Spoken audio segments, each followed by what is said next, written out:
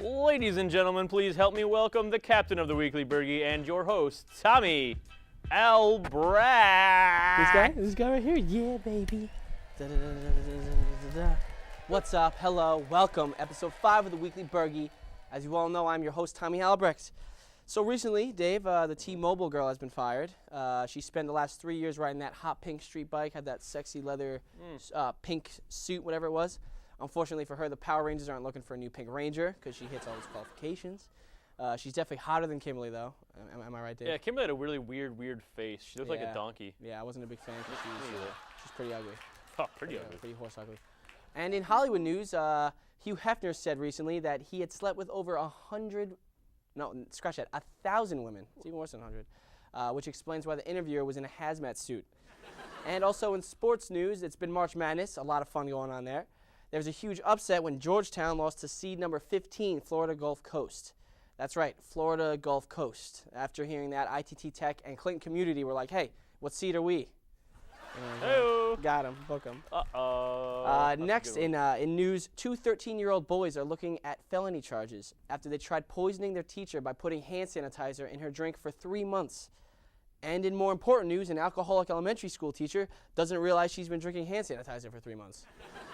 She is not the smartest elementary teacher I've ever seen. Like, I would not want my kids going there. Ridiculously. She thinks she's getting a natural buzz off teaching, Obviously. education. I mean, who doesn't? How do you let that slip under the cracks for 3 months? Ridiculous. Must have been New Jersey. Jersey. Let's not open that wound. Oh, sorry. Now, this episode is very special because we're shooting it live.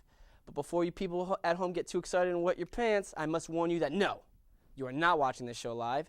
This isn't happening right now. As you watch this, I'm not really doing this. Make sense? I don't think Dave? anyone at home is following you, and I really already think I wet my pants, so we're screwed. All right, Dave, I'm sorry for that, and I'm sorry for the confusion, people. I'll explain further. Shooting it live means whatever mistakes I make right now, you'll be able to see it happen. As you watch it right now live, Dave, you'll see what we're doing. Is that good enough explanation? I'm starting to feel better about this. Okay, Dave says it's good, so we're good. This little live episode is special for you to see because we normally have our amazing editor, Dave Kalishaw, secretly fix all of the mistakes that the other cast members make, which means the show that you see at home, we all usually look flawless and smart, but of course, I am always flawless and smart, so this episode won't be that much of a problem for me. Yeah, it's not like you don't mess up all the time or anything, well, Timmy. I don't, ever, so. Oh, okay, whatever. I still think you do. All right, no, I don't. You do? I don't. I've seen you twice tonight. Right. You do. This is the mistakes that you're talking about. This is the live stuff that people will see, and it's all your fault. That's enough. Just stop talking. Okay, right? please continue, Captain. I will. Yeah, okay. So as you can see with this taping of the live show, you'll get to see all our little arguments and whatnot that we do here. So let's get down to business. In Plattsburgh this week, Monday, April 1st, there was a dating game show in the Warren Ballroom from 6 to 7:30. I heard that was something you wouldn't want to miss, Dave. I'm telling you what, dating game shows, that sounds like a show that could be on PSTV. We should definitely look into it. Let me guess, you're going to host it, Dave? Well, I mean, I couldn't think of a better person to host that show. I'm throwing my name into the triple hat. Wow, Dave, what a guy. Always willing to host. Speaking of Dave hosting, not too long ago, Obama's visit to Israel culminated in a speech of epic proportions where Obama called for the recognition of 2 separate states by both sides and the world. It seems pretty hysterical that the first African-American president of the United States is calling for segregation. Those things have nothing in common, Tommy. Exactly, David. Oh, okay. Also this week, Friday, April 5th, the film The United States of Alec will be shown in Yoakum Hall, room 200, which is the biggest lecture room in the building. ALEC stands for American Legislative Exchange Council, my bad. It's a non-profit organization, and from my understanding, they help big businesses stay on top.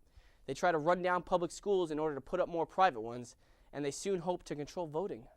They sound like a great organization, Tommy. Yeah, totally, or an evil one. Oh. Well, to find out more on the topic, I guess check out the film on Friday. It's 45 minutes long. I don't know. Yeah, I wouldn't be there. I guess if you want to show up to Yoakum Hall, room 200 at 7 p.m., if you're not doing anything at Friday night, 7, go there. I mean, if you're not doing anything, I guess you don't have many friends, so maybe you could befriend someone there or figure something out. So go do that, Plattsburgh. Yeah, I don't know if people at home would actually be able to navigate around Yoakum. The actual blueprint is worse than a maze. Well, the dude who built it was tripping hard on LSD. Word, trust. So basically just drop some acid, come on down to Yoakum, and try and figure out where the room is. If you don't, you're going to have a trip and figure out where you are in this hellhole of Yoakum. Good advice. Yeah, pretty much. Maybe we can make a map. Yeah, I don't think we can make a map. No, okay. All right, well, this is too much work. Let's not get too crazy here. We have to go to a quick commercial break. But first, the U.S. sent 2 B-2 stealth bombers over to South Korea for training exercises. When we come back, Steve will be popping out from behind the couch to talk about this doomsday nonsense or whatever when we get back. Welcome back. We now have Steve joining us. Steve, welcome. Oh, surprise, surprise, you didn't come behind the couch like you usually do. It's like you're finally mature enough to sit on the couch like a normal human being. You know, we are shooting this live to tape. I take that very seriously. Well, okay then. Maybe we can make this, a normal, ongoing thing, Steve. I don't think so. We'll Great. see. I mean, I think there's still a lot of places to hide around here. So. Perfect. So, Steve, what did you come here to talk about with us today? All right, well, there's an uproar in the media about nuclear weapons. I haven't yet been able to get my hands on anything myself, but I'm working on that vigorously. Yeah, I'm not too sure that's a good idea, Steve. Yeah, Steve, come on. Enough with all the infatuation for explosives and death and whatnot. And I'm pretty sure even if nuclear weapons were for sale, no one on God's good green earth would ever sell them to the likes of you, all right? So let's just get to the point here. Okay, fine. Well, for one, Dennis Rodman is practically in bed with the leader of North Korea, Kim Jong-un. And Rodman is definitely conspiring with North Korea to make nuclear weapons. Listen, we've all seen this outplayed on every news station, and I'm 116% sure the story doesn't go like that. Although D-Rod is definitely a sketchy character hanging out with Jong-un, I heard they've really become quite friendly with one another. All right, well, that's just wrong because Rodman may be a nut, but he's boys with Jordan and Pippen. So he's a Don and a boss next question, so shut up the accusations, Steve. All right, forget about that. Why don't you tell us more about these nuclear weapons and the testing that's been going on over there? Well, North Korea has been showing some public propaganda videos of blowing up American properties such as White House. You mean the scene from Independence Day? Exactly the scene from Independence Day. Right. Well, I'm sure that when they see Will Smith and Jeff Goldblum tearing it up, those Koreans will think twice about blowing America up. Yeah, right. Next thing you know, Rodman will add a tattoo of Jong-un and a mushroom cloud to his extensive tattoo collection, right next to his 1 minute to midnight tattoo. What happens at 1 minute to...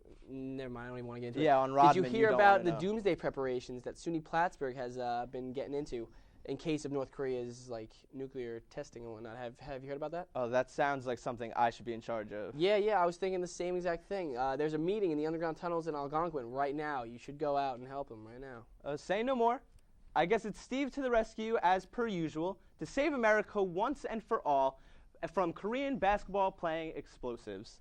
The way he thinks isn't even funny anymore. It's just starting to get Don't even bother with him. it's Steve, scary. just go. Just let him go. All right? You get out of dip here. out, Steve. You can dip. You have fun, you weird little man, you. Oh, he's out. See He's you out later, real Steve. quick. All right. Yeah, I guess this will do for an underground tunnel. Safe from nuclear bombs.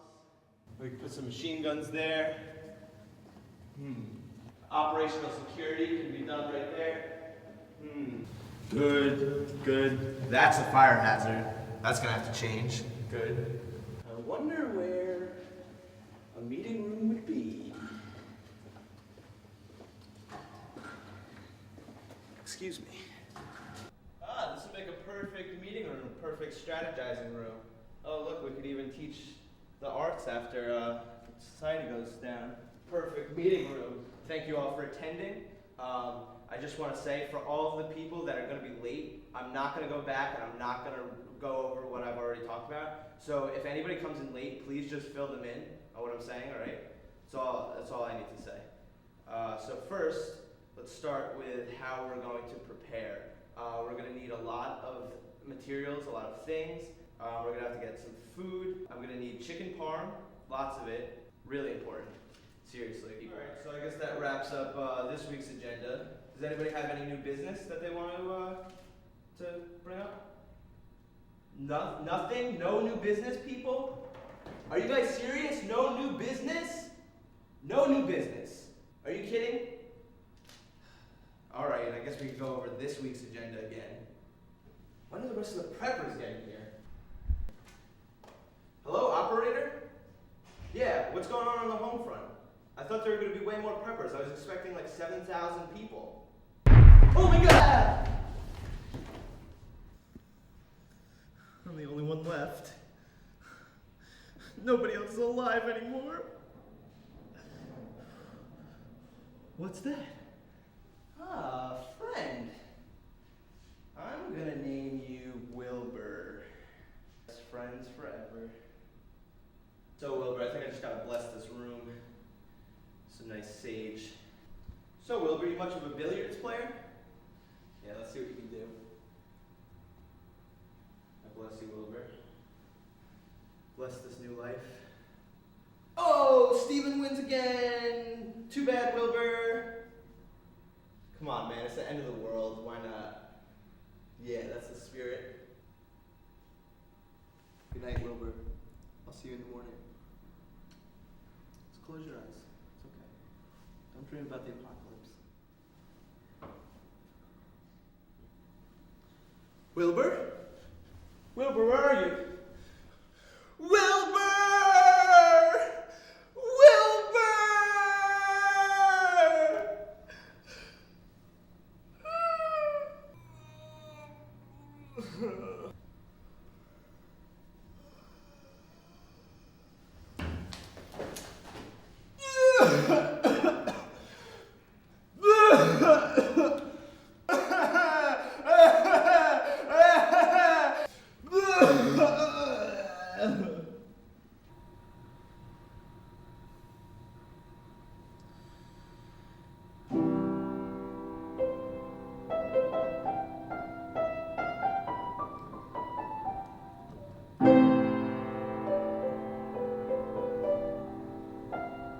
Wait a minute.